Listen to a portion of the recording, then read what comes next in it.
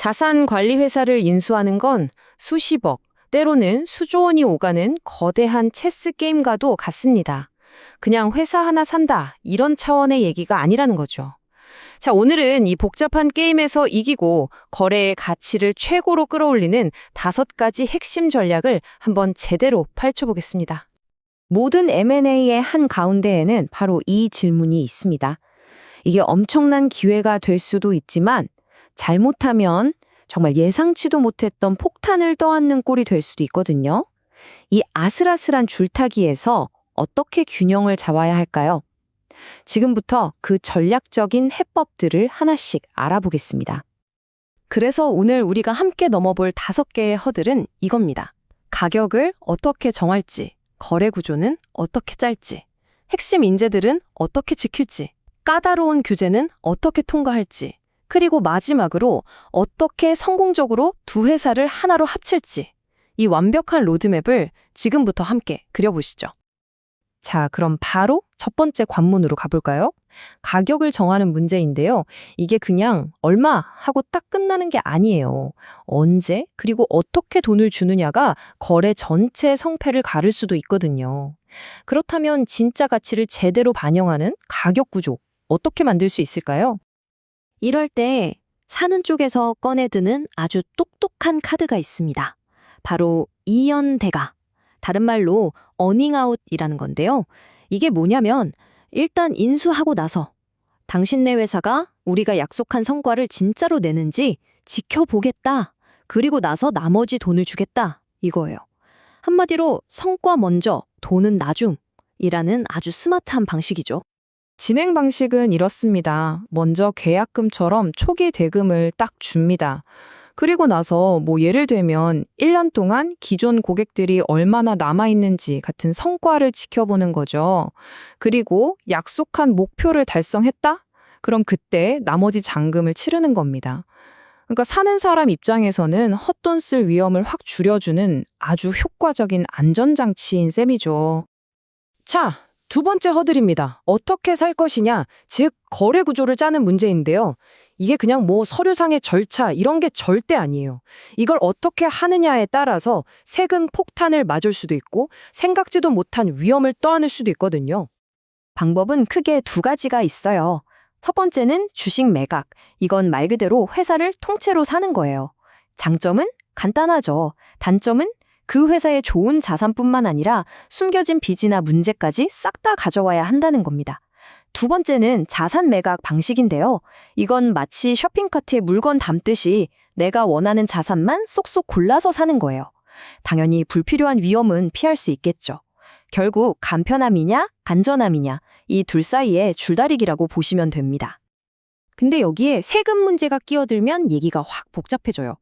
그냥 딱 잘라서 말씀드리면 보통 파는 사람은 주식을 통째로 파는 걸 좋아하고 사는 사람은 자산만 쏙쏙 골라 사는 걸 좋아해요. 왜냐? 각자 자기한테 세금 혜택이 더 크거든요. 그래서 이 거래 구조를 정하는 협상 과정이 정말 보이지 않는 전쟁터나 다름없습니다. 세 번째 과제, 이건 정말 중요합니다. 바로 사람 문제입니다. 특히 자산관리 회사 같은 곳은요, 진짜 자산이 번쩍이는 빌딩이나 최신 컴퓨터가 아니에요. 바로 고객들을 꽉 잡고 있는 핵심 직원들, 바로 그 사람들이거든요. 자, 그럼 이 사람들이 회사가 팔렸다고 우르르 나가버리면 어떻게 될까요? 안고 없는 찐빵이 되는 거죠. 어떻게 이들을 붙잡을 수 있을까요? 맞습니다. 이 사업은 정말 처음부터 끝까지 사람 장사라고 해도 과언이 아니에요. 직원 한 명 한 명이 고객과 쌓아온 신뢰, 그 관계가 곧 그 회사의 가격표에 찍히는 가치인 겁니다. 그러니까 인수하고 나서 이 사람들을 지키느냐 마느냐가 사실상 M&A의 성패를 가르는 거죠. 그럼 이 핵심 인재들 어떻게 붙잡아야 할까요? 몇 가지 방법이 있습니다. 일종의 당근과 채찍 전략인데요. 우선 당근. 이번 인수 잘 마무리되면 보너스 두둑이 챙겨줄게. 네가 관리하던 고객들 잘 지켜내면 나중에 또 보상이 있을 거야. 같은 금전적인 약속이 필요하고요. 또 인수 후에도 당신의 역할은 이렇게 중요합니다. 라고 확실하게 비전을 보여줘야 합니다. 그리고 때로는 채찍도 필요하죠. 회사를 떠나더라도 일정 기간 경쟁사로 가지 못하게 하는 좀 더 강력한 계약 도항을 거는 겁니다. 자, 이제 네 번째 산을 넘어야 합니다. 바로 골치 아픈 규제 문제입니다. 특히 금융회사를 사고 파는 건 정부기관, 그러니까 규제당국이 눈에 불을 켜고 지켜봅니다. 이게 생각보다 시간도 오래 걸리고 아주 까다로워요. 그럼 이 승인 절차가 얼마나 걸릴까요? 여기서 기억해야 할 숫자가 하나 있습니다. 바로 60. 이게 뭘 의미하냐면요. 규제 당국이 서류를 검토하고 오케이 사인을 내주기까지 공식적으로 걸리는 시간. 바로 60 영업일입니다. 주말 빼고 60일이니까 달력으로는 2달이 훌쩍 넘는 거죠. 정말 긴 시간이에요. 그런데 여기서 반전이 있습니다. 이게 다가 아니에요.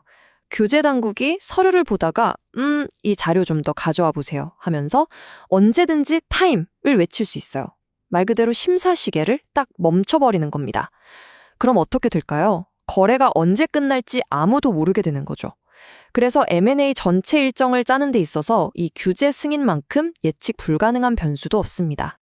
자, 드디어 마지막 관문입니다. 어쩌면 이게 가장 중요하고 가장 어려운 문제일지도 몰라요. 바로 통합입니다. 도장 찍고 서류상으로는 이제 한 회사가 됐어요. 하지만 그게 끝이 아니죠. 사실 이제부터가 진짜 시작입니다.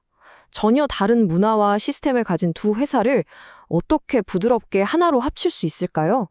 이 통합 과정에서 삐끗하면 정말 끔찍한 일이 벌어집니다. 영국의 TSB 은행 사례를 한번 볼까요? 2022년에 IT 시스템을 합치다가 대형 사고를 쳤어요. 그 결과로 물게 된 벌금만 거의 5천만 파운드? 우리 돈으로 환산하면 800억 원이 넘습니다. 상상이 되시나요? 근데 돈이 문제가 아니에요. 한번 잃어버린 고객들의 신뢰는 돈으로도 살 수 없죠. 정말 통합 계획을 얼마나 꼼꼼하게 짜야 하는지 보여주는 무서운 사례입니다. 그래서 이런 재앙을 막기 위해 존재하는 게 바로 전환 서비스 계약, 줄여서 TSA라는 겁니다. 이건 뭐냐면요. 인수가 끝났다고 해서 파는 쪽이 나 몰라라 하고 떠나는 게 아니에요.